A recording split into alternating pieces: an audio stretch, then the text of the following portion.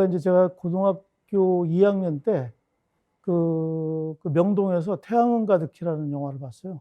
70 아무튼 4년 뭐 이때인데 그 영화를 보고 마지막 장면을 보고 아주 굉장히 충격을 받았어요, 그때. 그 반전이 이제 아주 인상적이어가지고 그런 영화를 못 보다가 그 당시에 이제 보고 충격을 받고 그때 이제 고등학교 2학년 때이기 때문에 문과, 이과 이렇게 이제 나누는 그런 시기였기 때문에 진로 걱정을 고민을 많이 했었는데 나름대로 이제 문득 영화 감독을 해봐야 되겠다 이런 생각이 그 영화를 보면서 너무 멋진 것 같다 영화라는 게 이제 그런 생각이 들어서 그때부터 이제 영화에 관심을 갖고 그래서 이제 결국은 연극영화과 이제를 들어가는 그런 이제 계기가 됐고 물론 이제 집에서는 뭐 반대를 많이 했죠. 그래서 사실은 뭐 다른 과도 이렇게 시험을 보는 적도 있고 이런 우여곡절이 있었는데 집안에서 결국은 이제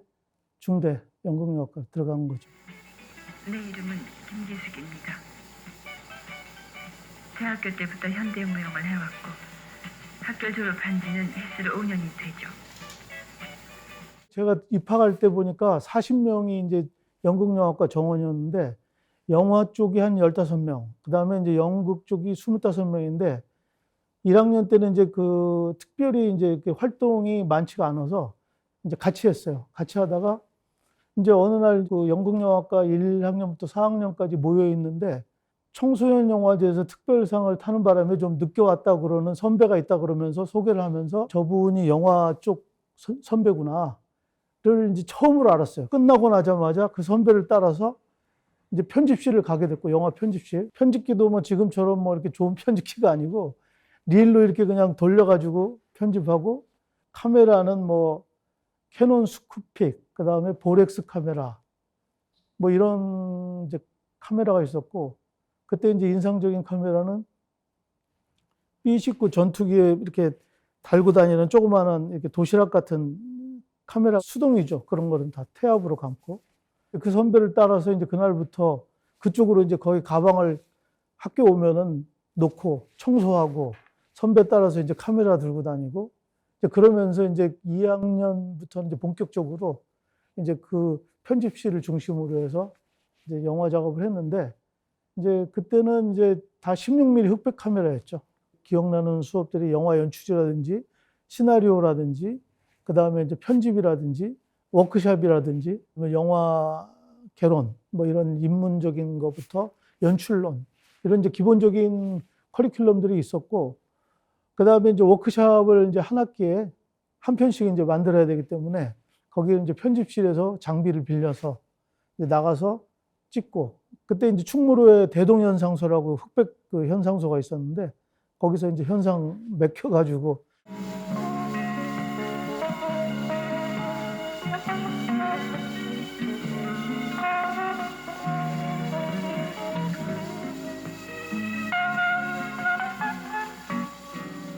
중앙대학교에 그 영화제를 했었어요. 단편 영화제 식으로.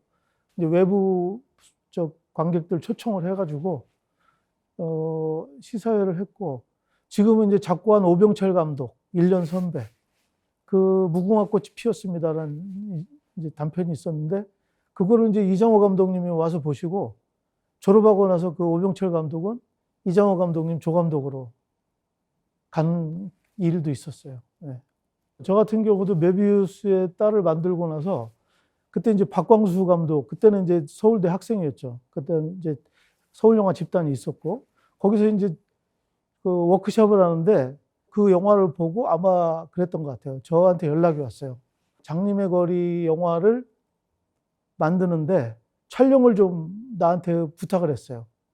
그래서 제가 이제 거기 팀에 촬영을 하러 몇 번 갔다가 거기에 이제 그 멤버가 됐죠. 서울영화집단. 그때 이제 저기 용산, 남영동에 있었는데 저는 또 1년간 휴학을 했거든요. 영화 한 편 찍고 나서 3학년 때.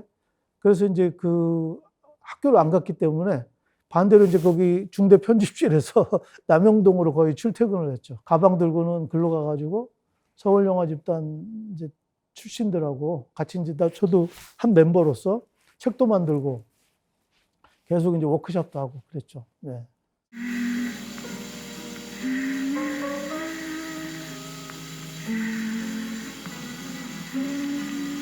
영화라는 게 종합예술이기 때문에 다양한 문화에 대해서 관심이 많았고 또 만나려고 노력을 했어요. 그러니까 이제 갈증이 굉장히 커가지고 그 현대무용에 제가 관심이 굉장히 많았어요. 3학년 때. 그때 이제 무용과에서 그 수업을 하나 들었었는데 그때 이제 이정희 선생님을 알게 됐어요.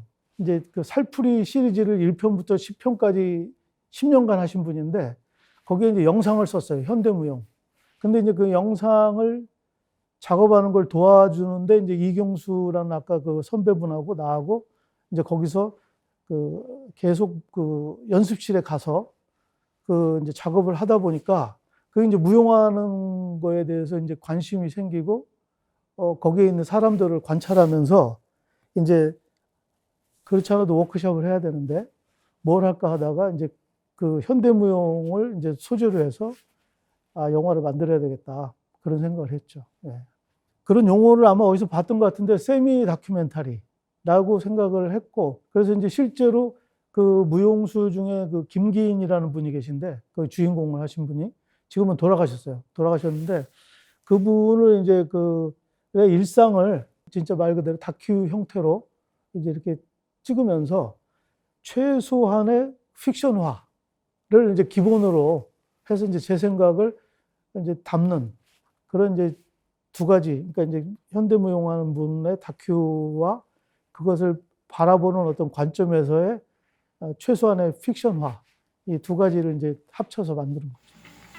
대학교 때 미팅을 하게 되면 현대무용은 어떻게 하는 무용이냐는 질문을 많이 받았던 기억이 나는군요. 하지만 요즘은 이 사람을 만나도 저 사람을 만나도 시집 언제 갈 거냐는 인사가 대부분입니다. 글쎄요. 이제 29이니까. 그 군산이라는 데서 제가 이제 어린 시절을 보냈는데 거기는 그 일제 시대 때 만들어진 직선 도로예요. 그리고 굉장히 좀 도회적인 분위기였어요. 그래서 굉장히 그런 도시적인 거에 대한 게 나한테 이렇게 좀 있었던 것 같아요. 메비우스의 딸도 그렇고 이제 천막도시도 그렇고 어떻게 보면 도시를 배경으로 한 얘기들이고 말 그대로 모던한 장르이기 때문에 바로 이렇게 관심이 굉장히 나한테 크게 왔어요. 그래서 이제 영상을 이제 도와주러 간 차원으로 끝난 게 아니라 나중에 거기서 저는 무용대본도 쓰고 그 이후에 굉장히 무용의 그 스텝으로도 많이 참여를 했었어요. 이제 현대무용하는 분들 자체가 이미 그 당시에 여성들 중에서도 굉장히 앞서가는 분들이었던 것 같고 여러 가지 면에서 그러니까 활동이나 생각이나 이런 부분들이 그런 면에서도 또 좀 저한테는 그게 인상적이었고 그래서 아마 이제 그 영화를 만들게 된 계기도 그래서 이제 했던 것 같고.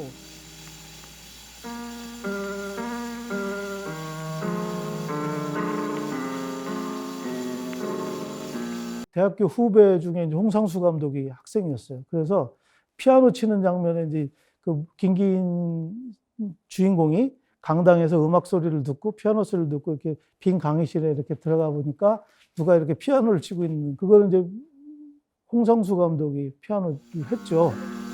근데 그 친구가 원래 피아노를 잘 쳤고 굉장히 작곡도 잘했어요. 자기가 작곡한 노래 이렇게 피아노를 치고 그러면 김민기 수준 정도 되는 거 아닌가 할 정도로 재주가 있었어요.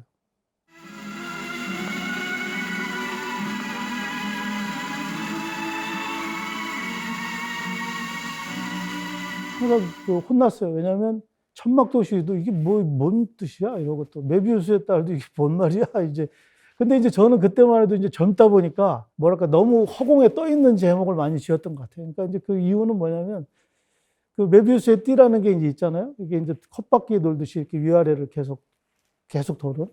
이게 이제 그 무용수의 그 현실과 그러니까 이제 공연에서 느끼는 그런 어떤 환상의 어떤 이상 세계와 그 공연할 때와 안 할 때 이게 맴도는 것 같은 느낌을 저는 이제 그렇게 표현한 것 같아요. 항상 기대감이나 가능성을 느끼게 해주거든요. 그건 이런 거나 마찬가지 같아요. 돈을 갖고 막상 옷가게에 들어갔을 때 살 것이 없는 그런 기분 말이에요. 두 젊은 애가 집을 가출을 해서 제주도를 가려고 나왔는데 정작 제주도는 못 가고 한강에다가 텐트를 치고 있다가 그냥 집으로 돌아가는 얘기거든요. 굉장히 느슨한 구조예요, 스토리 자체는.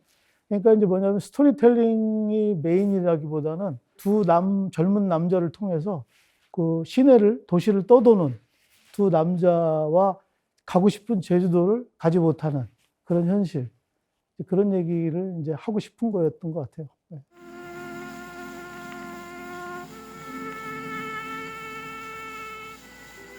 아카데미를 제가 이제 83년도에 들어갔는데 그때 여름인가 5월인가 여름인가에 이제 영화제를 하게 됐는데 여러 가지 이제 그 변화가 그때가 굉장히 컸던 때였고 그런 이제 욕구들이 막 이제 막 이렇게 서로 막 이렇게 좀 응어리가 되면서 뭔가 분출이 막 될 것 같은 그런 분위기였는데 그런 행사 자체가 거의 처음이다 보니까 국립극장까지 빌려가지고 누구의 뭐 스폰서나 도움을 받은 것도 아니고 자발적으로 50명이 이렇게 얼마씩 내가지고 이제 했죠. 극장에 아무튼 꽉 찼어요. 어느 정도였냐면 그 KBS나 이런 데서 이제 저도 인터뷰를 했던 기억이 나요. 뭐 어떤 행사가 무슨 의미가 있냐, 뭐 무슨 행사냐 이런 거 물어보고 그래서.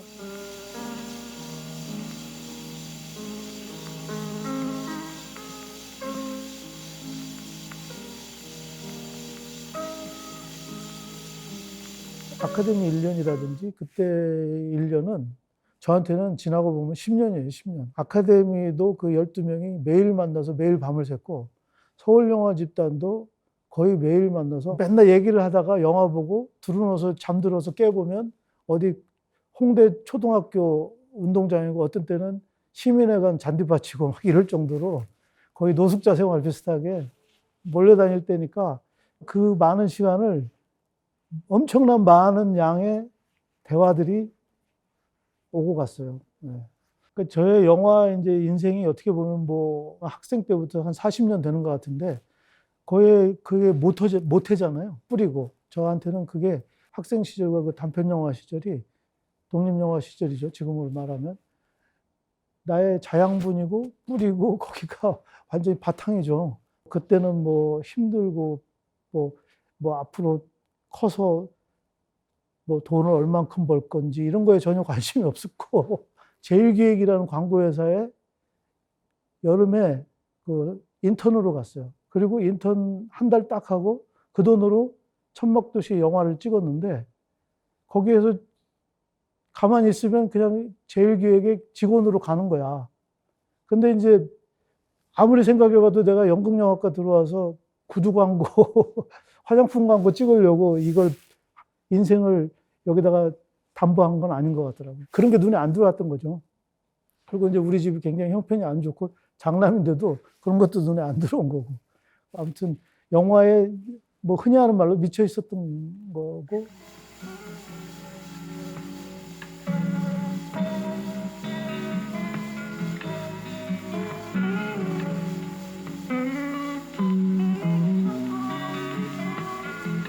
여건이 좋아졌다고는 하는데 제가 보기에는 물론 이제 물질적인 기계적인 뭐 이런 시설적인 부분은 좋아졌을 수 있겠지만 안으로 들어가 보면 더 어려운 환경이라고 저는 생각해요.